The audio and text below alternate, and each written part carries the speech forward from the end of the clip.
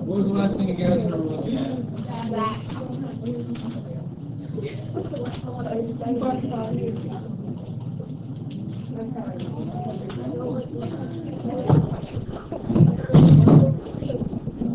Talk about this?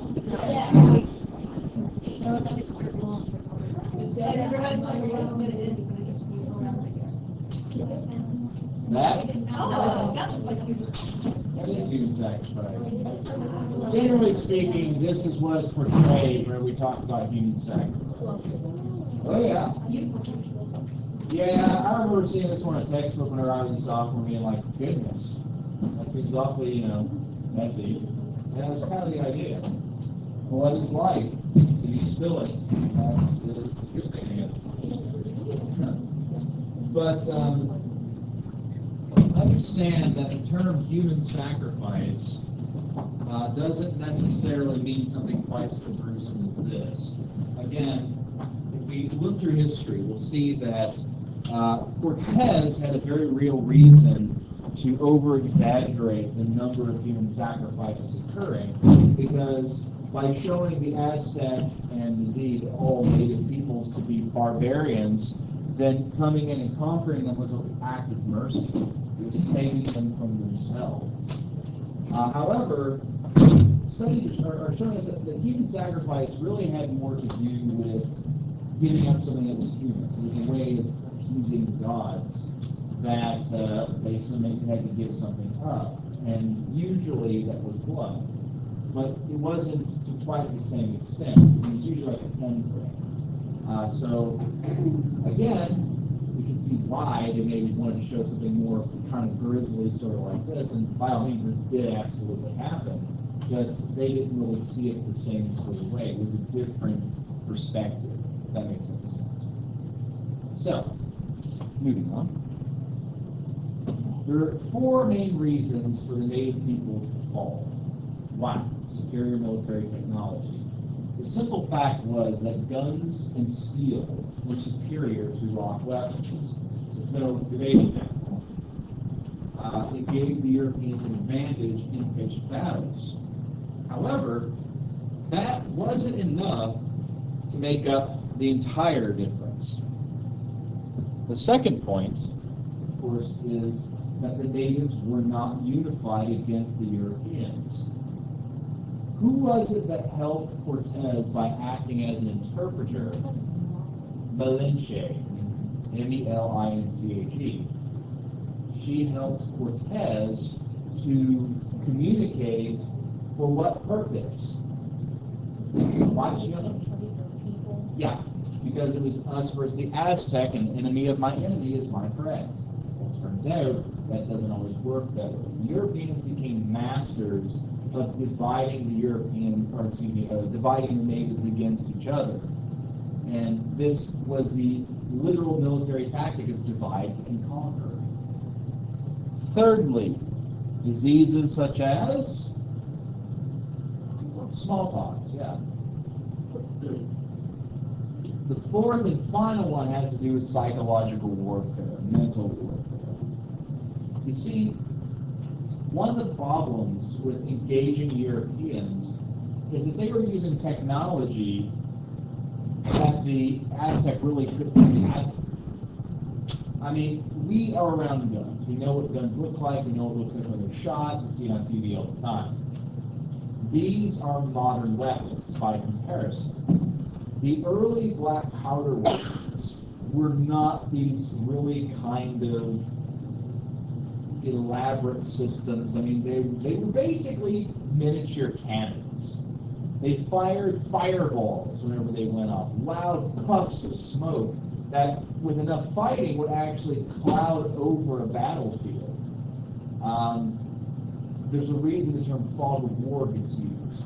Although generally it's referred to mental fog, it gets its name originally from this idea of this kind of fog settling over the battle from the gunpowder. The noise is really intense, especially for somebody not used to loud noise. I mean, we get bombarded with loud noises all the time. You know, cars going by, music played probably too loudly, all sorts of different sounds.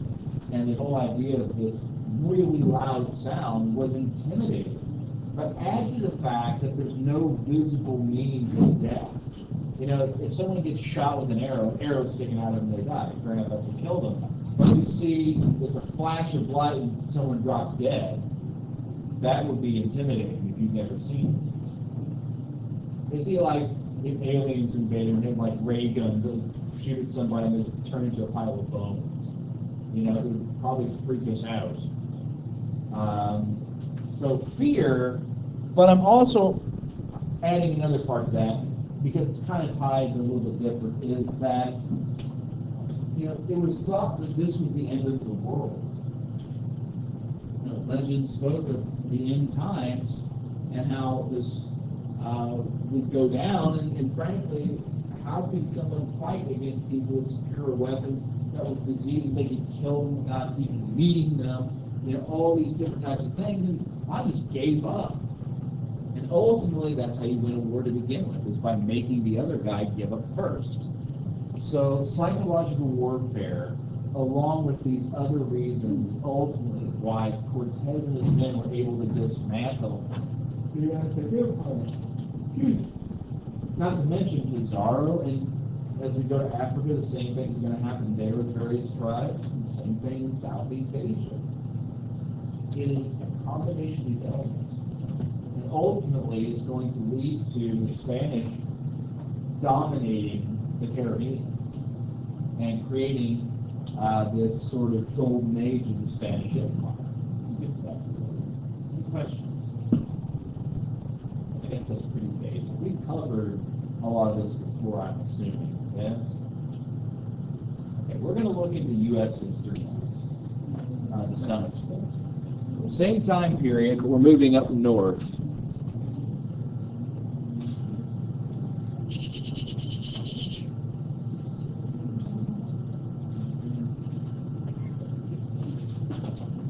So who were the first groups, first Europeans to come settle in North America? The Spanish weren't interested in North America. Beyond Florida, anyways. Yeah. Yeah, they're going to be one group, but not so much just the British. Like, why are people coming from these countries? Because we already established that the conquistadors were seeking gold and God. What about other people? What about the North American settlers? Those like the Pilgrims. What are they coming here for? For Thanksgiving. I was actually just about to say that as a question. Thanksgiving. Butterball turkey, delicious. Actually, the funny thing is that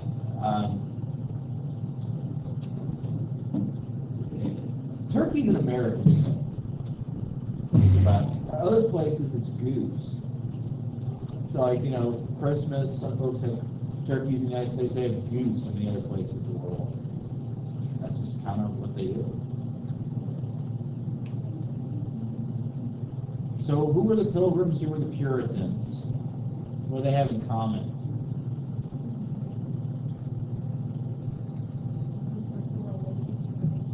They were religious groups, yes. And they came here why? Not to start a religion, they already had a religion.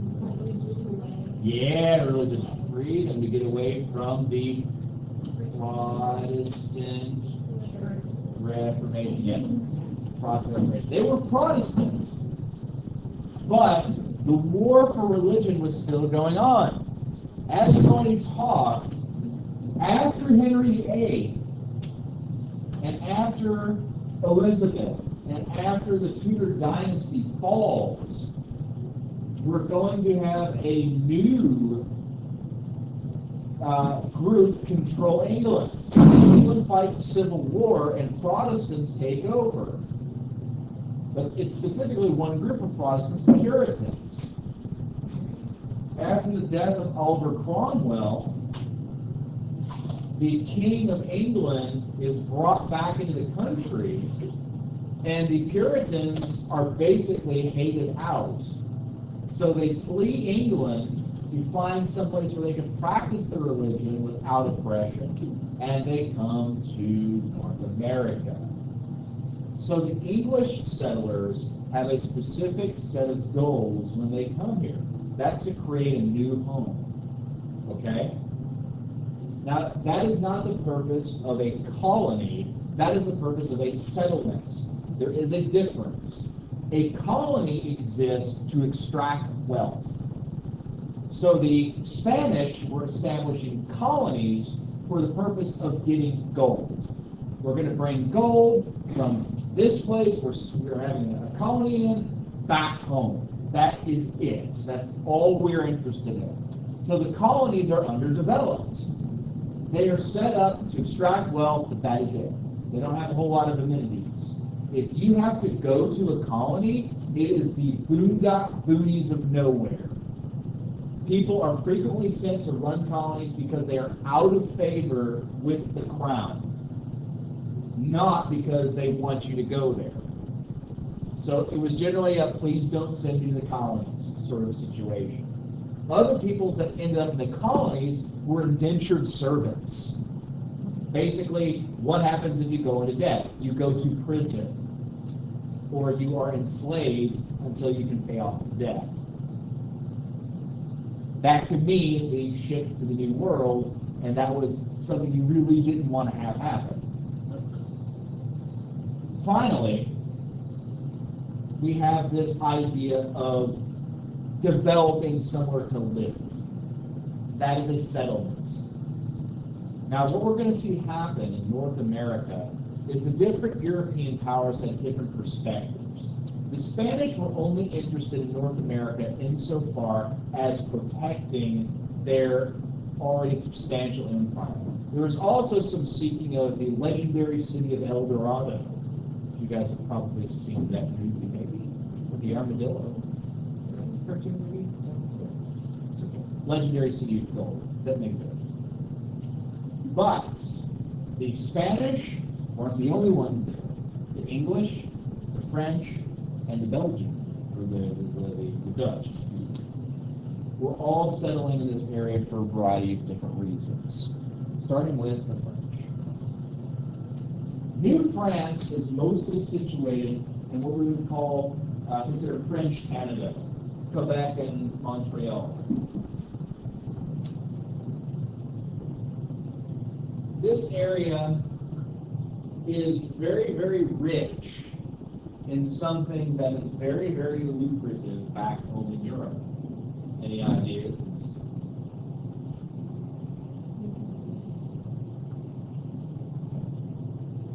Fur.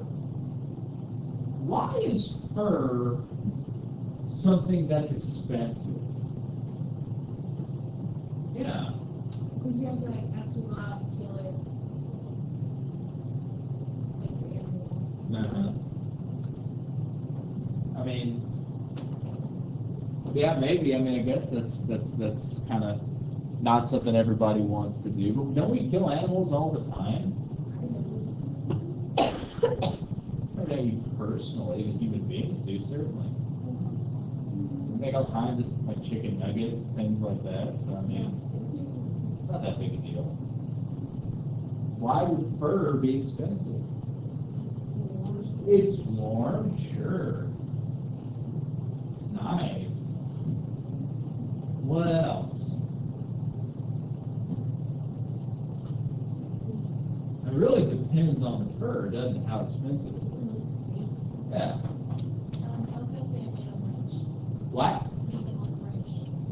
mean, partially.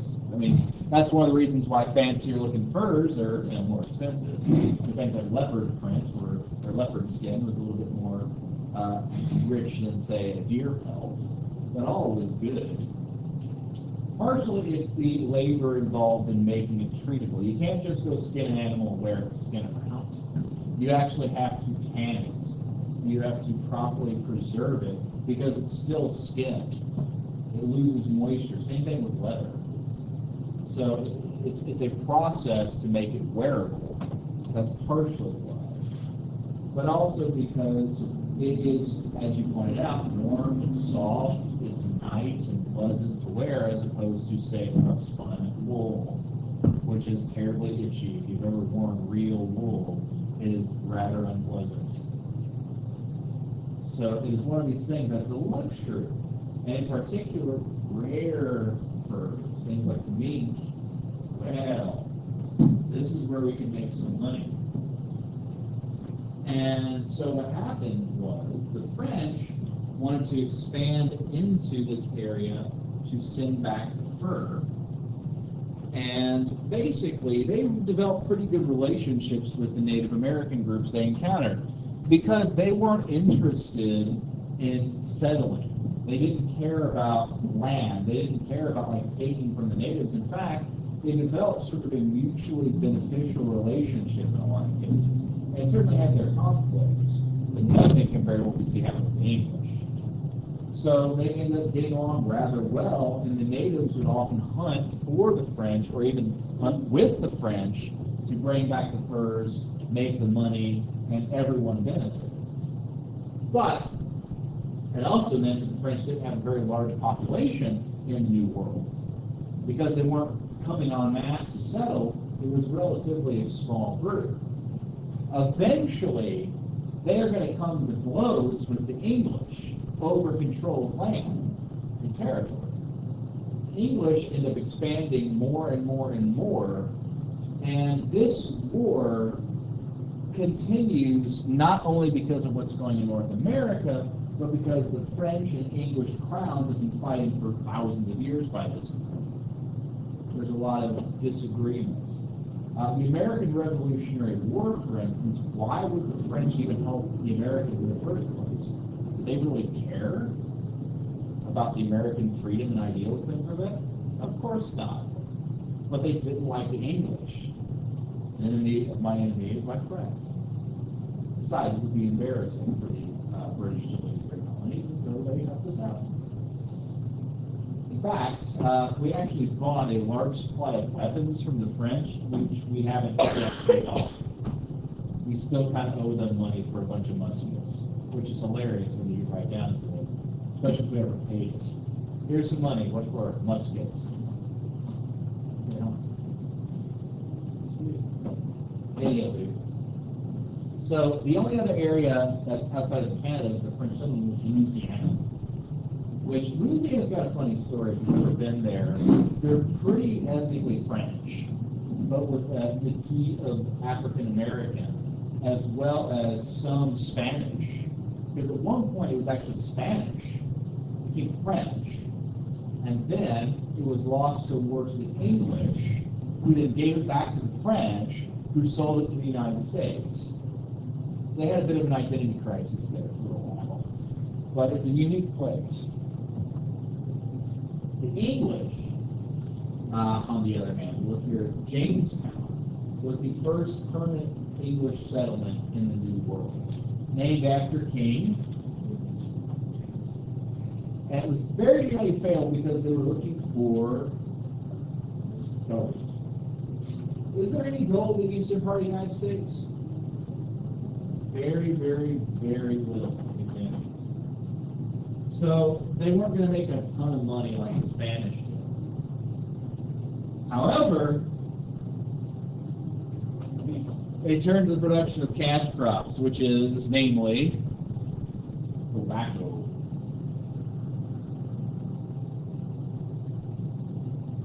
Eventually, America also becomes well known for the production of spirits, namely rum. And they're going to continue to produce that until after the American, really before the American Revolution, or even during the American In fact, one of the better known taxes that the British levied against the Americans during the American Revolutionary War leading up to it was on sugar. And if you think about it, it's like, well, why would they levy a tax on sugar? Because that's what you make rum out of. It was an economic sanction. And this is one of the reasons why the rebels rebelled in the first place. You'll find, as we look at the American Revolution, it was really an economic battle, not so much one of this ideals of freedom and sovereignty and all that sort of nonsense. For instance, you could say no taxation, no representation. Okay, what does that mean? You can't have taxes on having representatives in Congress or Parliament or what have you. That wasn't really what bothered them. It was the fact that their livelihoods were being pressed on. The fact that they were losing money, the fact that they were restricted, the fact that they were losing basic rights. But most importantly, they had their access to land restricted. You see, in order to make an agreement with the Native Americans, the British basically, when the people were from breaking out, basically established a line which no American settlers were able to pass behind. And this created quite a bit of problems with the natives because, again, there's all this land essentially they were kept away from. And it also created a problem with the colonists because they basically wanted to keep expanding. And so it kind of is dissatisfying. That is one of the main reasons also why the Americans go to war. It's a fairly complex issue. Plymouth, founded by the Pilgrims. Charlestown, Boston, was founded by the Puritans. All of these were religious groups fleeing from persecution back home. They wanted to establish this new ideal place, and thus one of the important laws of the land was freedom of religion, religious freedom. This meant that the government was fairly secular in the early days of the Americans.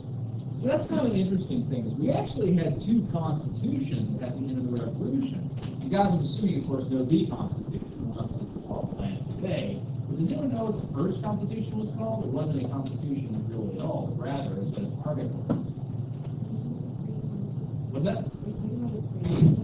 Then on the preamble. Our first law of the land was called the Articles of Confederation. And basically, it set up government where the states had all the power, and federal government could only really have enough taxes to have a military. That was it. But the thing is, it was so weak that whenever there was internal struggles and there was conflict, the government couldn't even really put up a decent fight. And part of that has to do with the myth of the militia. There's a belief in American history that the militia, the guys who were the Minutemen, the untrained, actually that's not really the same term, but people use it interchangeably.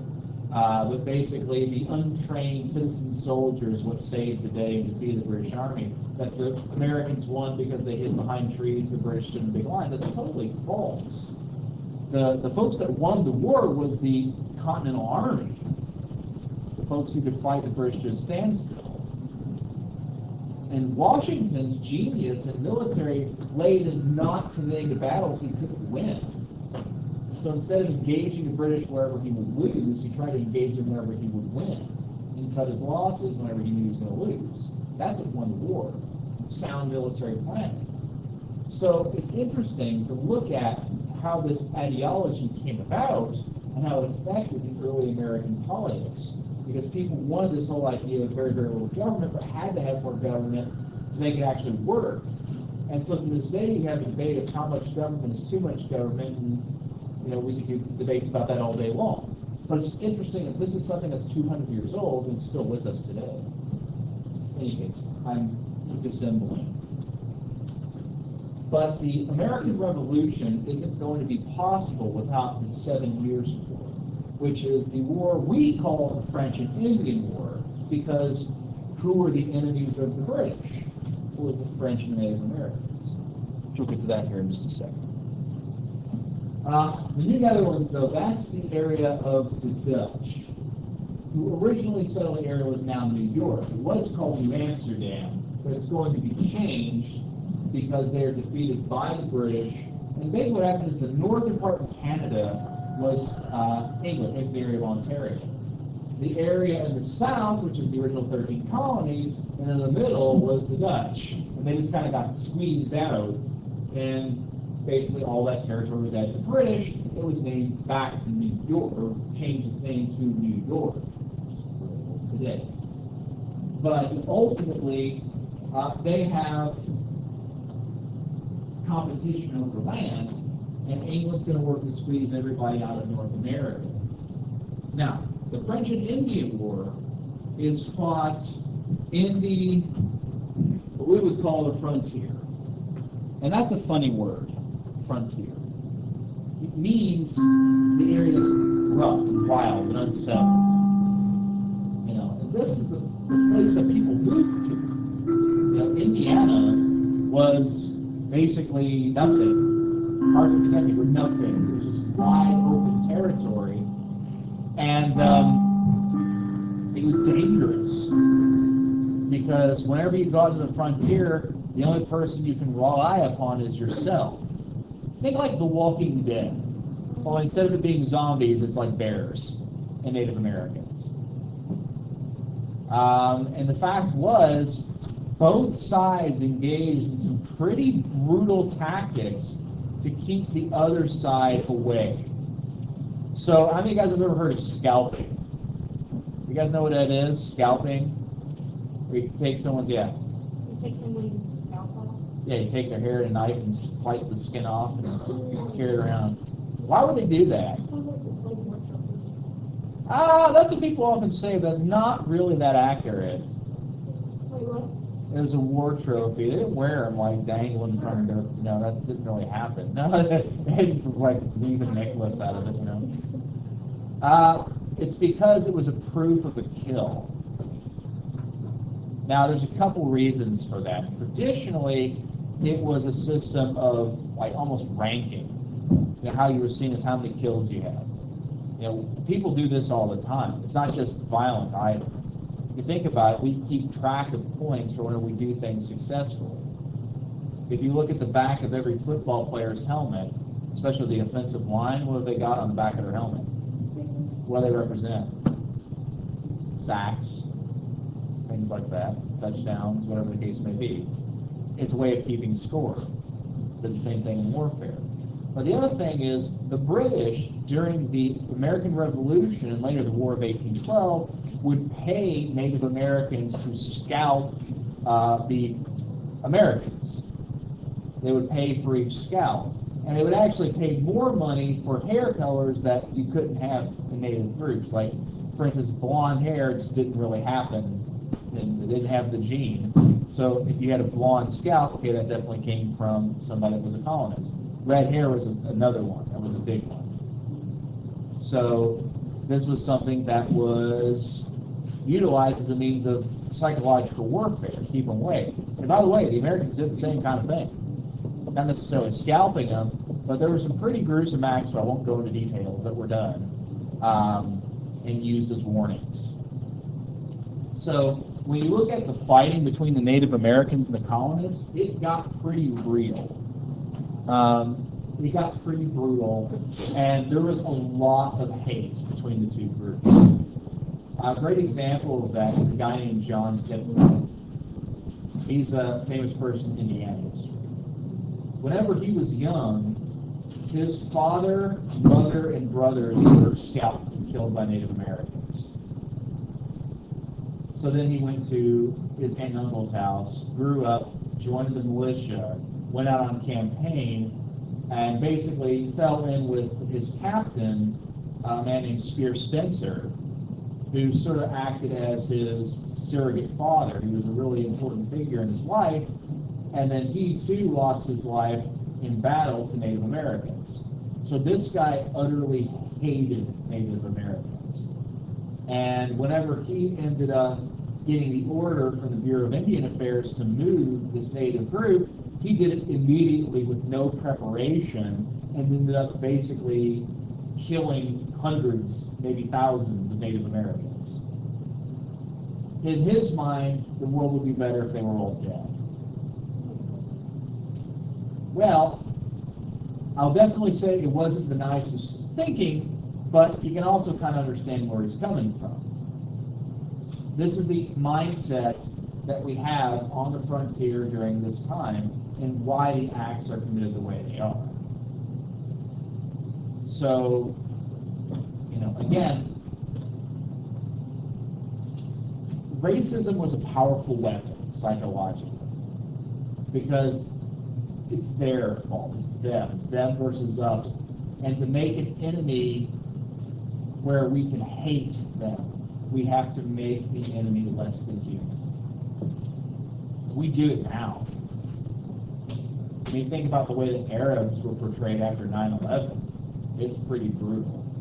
And even today with ISIS, I see people all the time spouting off about how we should just ban Islam and stop allowing Muslims in our country and yada, yada, yada, yada, yada. It's like, you remember that whole thing about freedom of religion? It's kind of law. But again, because of something that was done to us, we're going to hate these people now. Because psychologically we have to do that. Because if we acknowledge them as human, then it's wrong to kill them. So we don't acknowledge them as human anymore. We do this on a very basic level, too. If you look at, like, cartoons, at the bad guys in cartoons, they're always cartoonish caricatures or outright wicked-looking monsters. The good guys are all pretty, wonderful, amazing, and the bad guys are always really evil and nefarious and things like that. This is how it's simply done. Because we have to make that distinction psychologically, or else we have problems. We'll get more into that when we get to propaganda, because the same tactic was used in every American war in history. Every war in history, for that matter. But, again, we have to understand that the fighting on the frontier was pretty brutal, and this is why. So, the French and Indian War, where I was talking a second ago, that war is going to be fought and lost, and all that territory that was French now goes to English. So Canada becomes fully English. Louisiana becomes English. Now the problem, how do we pay for the war? Well, there's two schools of thought here. The first school of thought is that because it benefited the colonists most, the colonists should be the ones to pay for it. Now this is what became popular in Parliament and eventually was passed. The colonists though thought that was a bum deal because, hey, we weren't fighting for the colonies, we were fighting for the British Empire. But no one else wanted to raise their taxes, so they pushed it on the other side. We have a habit of shuffling that around. We should raise taxes. Oh, yeah, on who? Well, not me. But not who? So, by raising taxes on the colonists, it upset them pretty largely, especially because the taxes were always put on things that were strictly set to the colonists. See, they didn't flat out say, yeah, we're only taxing the colonists. Like, no, we're going to tax everybody. But we're taxing the importation of sugar. Well, the British only import sugar, not like the colonists did. So it was aimed at the colonists. So that's why they rebelled the way they did. The Boston Tea Party was, yeah, we're not going to buy tea. Well, you have to buy tea. All right, we'll throw it overboard. So all this type of thing. It was a way of kind of rebelling. And really what's interesting, if you look at the revolution, for a long time, there was not really a, hey, we should become a new country. It was a, how do we get representation in the British Parliament? It wasn't until later people said, we're never going to make this work out. We're going to need to break free. And that's interesting because if you really look at the Americas, they already were independent.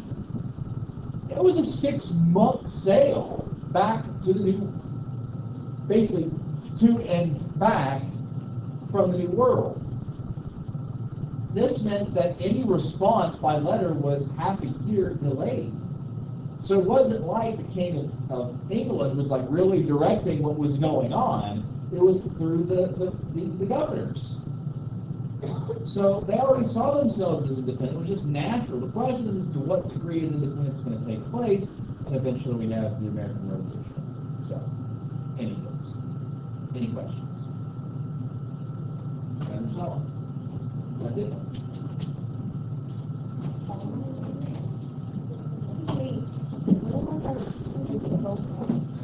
All right, since we got a second, if you want to come over here. Where did my guy? There it is.